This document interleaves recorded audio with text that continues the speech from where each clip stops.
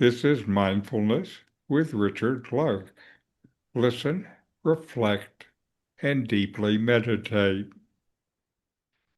You may have noticed something in meditation. You sit quietly, following the breath, and then a thought appears. Then, almost immediately, another thought follows. This one commenting on the first. It says, "This is good. This is bad. This should not be happening." Without realizing it, you're no longer observing. You're evaluating. This habit runs deep, and it shapes how you see yourself and your practice and your life. Yet there's another way of being present that does not rely on judgment at all. Today we explore non-judgmental meditation and why it opens the door to deeper stillness. If this resonates, like the video, subscribe, ring the bell, and share in your reflections. Welcome. This is Richard Clarke. Today's session will be on non-judgmental meditation and why it matters. Judgment is so familiar that it usually goes unnoticed. A sensation arises, and the mind labels it as pleasant or unpleasant, good or bad. A thought appears, and the mind calls it useful or distracting. Even in meditation, the pattern continues. You sit with the intention to observe, yet quickly the mind begins to comment on what is happening. This commentary is not just neutral, it creates tension. When you judge your experience, you divide it. You create a subtle conflict and tension between what is present and what you think should be present. This conflict pulls you out of simple awareness and into mental activity. Instead of resting in observation, you become involved in evaluation. Instead of sensing and noticing, you get caught up in thinking about it. Then one thought follows another, and the monkey mind chatters on and on. Non-judgmental meditation points to a different approach. You allow experience to be exactly what it is, without adding approval or disapproval. A thought arises, it is seen. A sensation appears, it is felt. There's no need to label it as good or bad.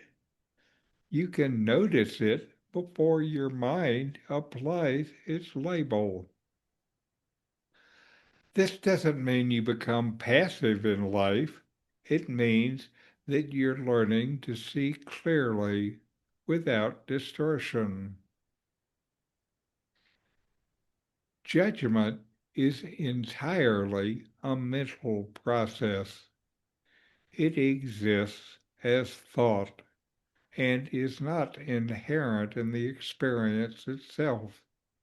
It is added to it. A sensation in the body is just sensation. The idea that it's a problem or success comes afterward. This distinction is important. Buddha talked about the two arrows of suffering. The first arrow is what actually happens, and the second is your mental reaction to it. The second arrow often brings the most suffering. The second arrow, though, is entirely optional. When you begin to see judgment as just another thought, the second arrow, its authority weakens. You no longer have to respond to it. You can observe the judging mind in the same way you observe any other thought.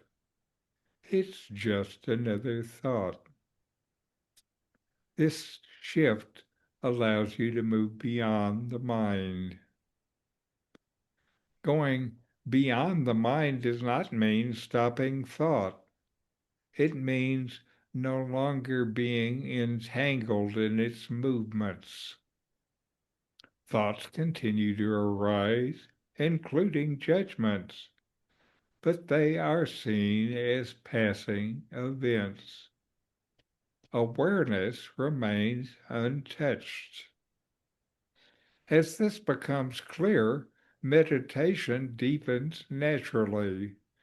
There is less interference.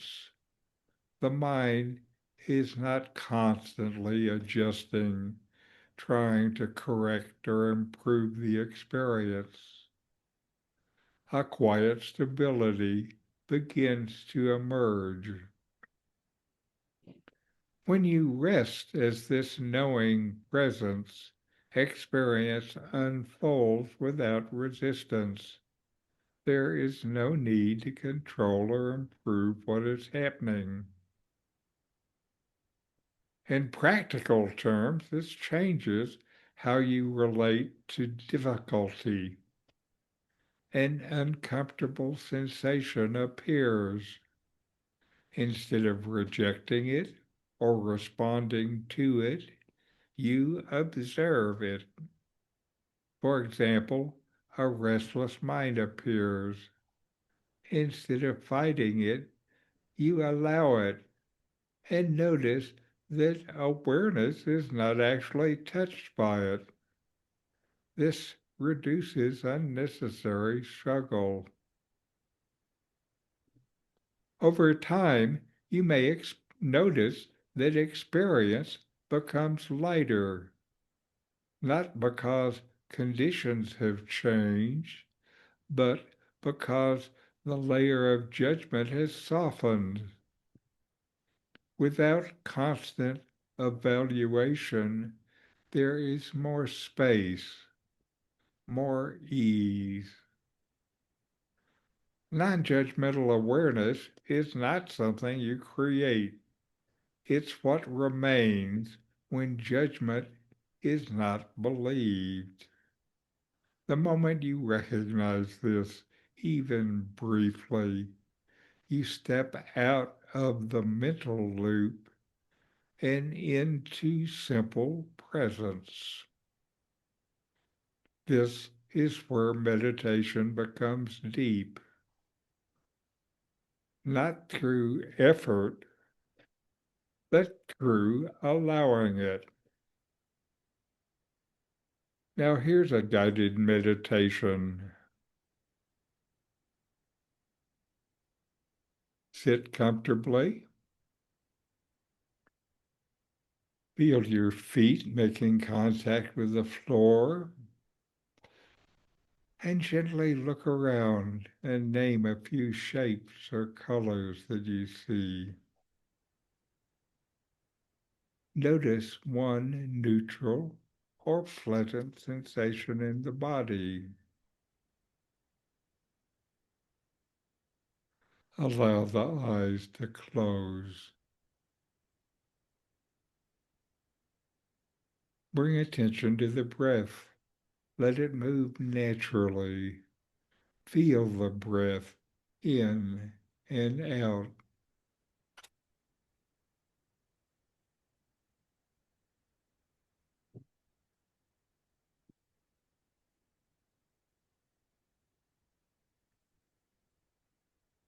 Now notice what is present: a sensation, a thought, a feeling. Watch carefully. Does a judgment appear, good or bad? It's quick, it's subtle.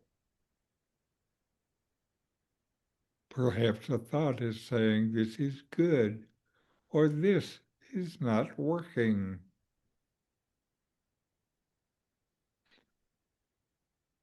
See if you can notice that judgment as a thought.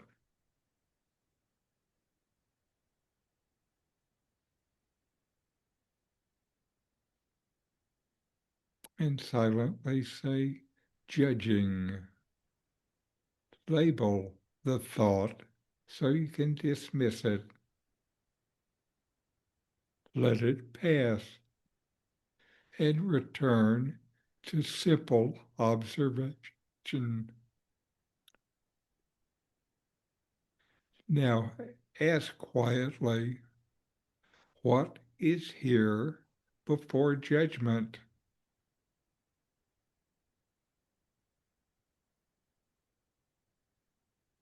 Rest in that.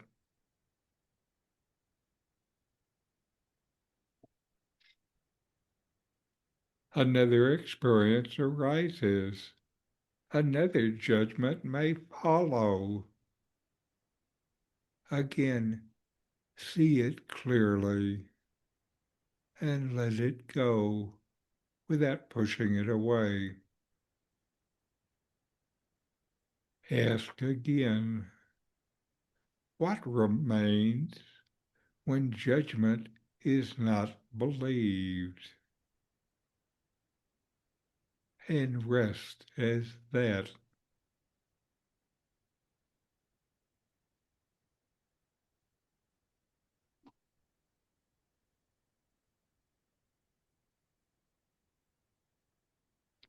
Feel the body, notice the room, and gently open your eyes, carrying this non-judgmental awareness with you.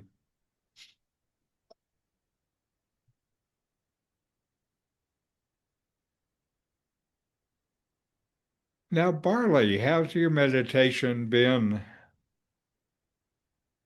Oh, well, it wasn't very good. And then all of a sudden, I got back into it again and I watched the same video that I've watched of yours so many times. I just fast forward it right to the spot and then I start. And let me say, Richard, that shirt is perfect with your background. Do you think, Carol? Look at it's the blues. It's really, I like it. You should always wear that. Well, thank you. Well, that's yeah, I'm into colors and patterns and stuff, so that's really, really great. Okay, okay. I'm glad it makes you happy. Yeah. How about you, Carol? How's your meditation been? Oh, pretty good considering that I'm sloughing off a lot. Uh, Well, you've been having sleep disturbances and life disturbances and stuff like that. yeah, and actually, of course, one of the things about not being able to go to sleep is meditating. It does help, but I'm not sure if it helps as much as counting to 4 and 7 and whatever the other numbers are. Uh-huh. Okay. So now uh, we have uh, today's video, and this is on non-judging, and it's one of these videos by Jon Kabat Zinn.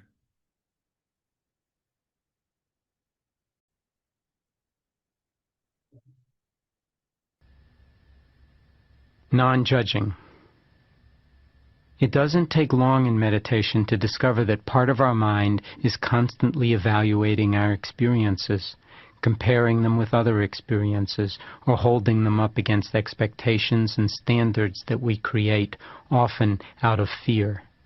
Fear that I'm not good enough, that bad things will happen, that good things won't last, that other people might hurt me, that I won't get my way, that only I know anything, that I'm the only one who doesn't know anything. We tend to see things through tinted glasses, through the lenses of whether something is good for me or bad for me, and whether or not it conforms to my beliefs or philosophy. If it's good, I like it. If it's bad, I don't like it. If it's neither, I have no feelings about it one way or the other, and may hardly notice it at all. When you dwell in stillness, the judging mind can come through like a foghorn. I don't like the pain in my knee. This is boring. I like this feeling of stillness. I had a good meditation yesterday, but today I'm having a bad meditation. It's not working for me. I'm no good at this. I'm no good, period. This type of thinking dominates the mind and weighs it down. It's like carrying around a suitcase full of rocks on your head. It feels good to put it down. Imagine how it might feel to suspend all your judging and instead to let each moment be just as it is, without attempting to evaluate it as good or bad. This would be a true stillness, a true liberation. Meditation means cultivating a non-judging attitude toward what comes up in the mind, come what may. Without it, you're not practicing meditation. That doesn't mean judging won't be going on. Of course it will, because it's in the very nature of the mind to compare and judge and evaluate. When it occurs, we don't try to stop it or ignore it any more than we would try to stop any other thoughts that might come through our mind. The tack we take in meditation is simply to witness whatever comes up in the mind or the body, and recognize it without condemning it or pursuing it, knowing that our judgments are unavoidable and necessarily limiting thoughts about experience. What we are interested in meditation is direct contact with the experience itself, whether it is of an in-breath, an out-breath, a sensation or feeling, a sound, an impulse, a thought, a perception, or a judgment. And we remain attentive to the possibility of getting caught up in judging the judging itself, or in labeling some judgments as good and others bad. While our thinking colors all our experience, more often than not our thoughts tend to be less than completely accurate.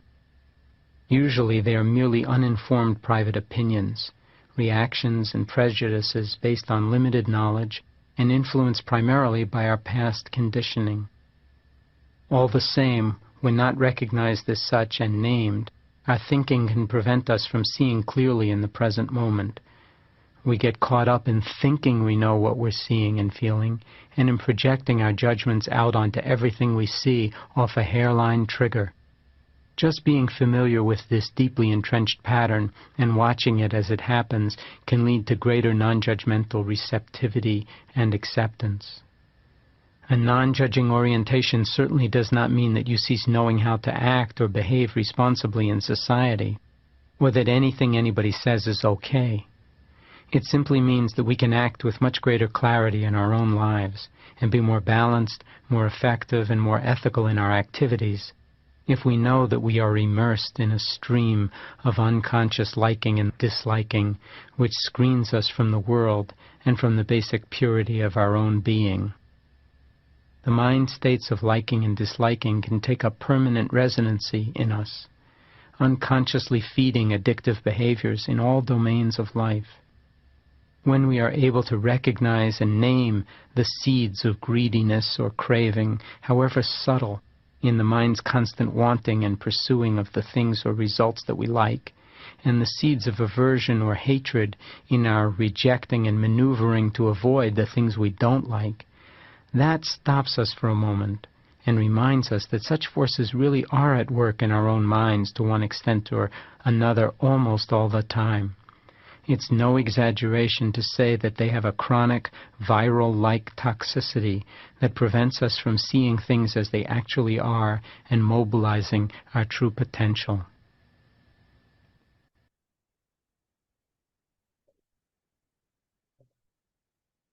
All right.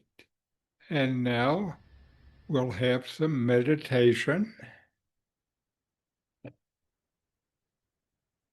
Mindfulness is present moment awareness, paying attention on purpose in the present moment, non-judgmentally. Fully receive whatever is experienced, then let it go.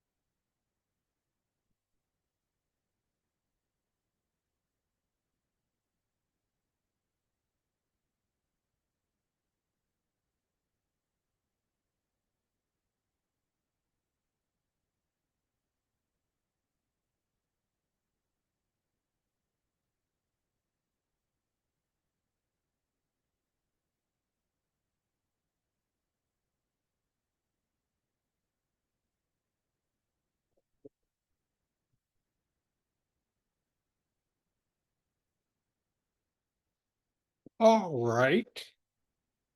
And we'll close with a chant.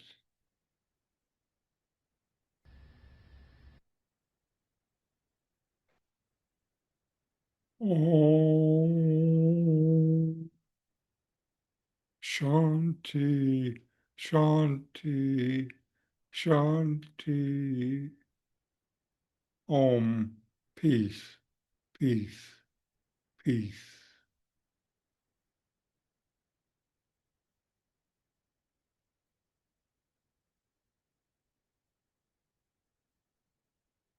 Namaste. See you next week. Have good meditation.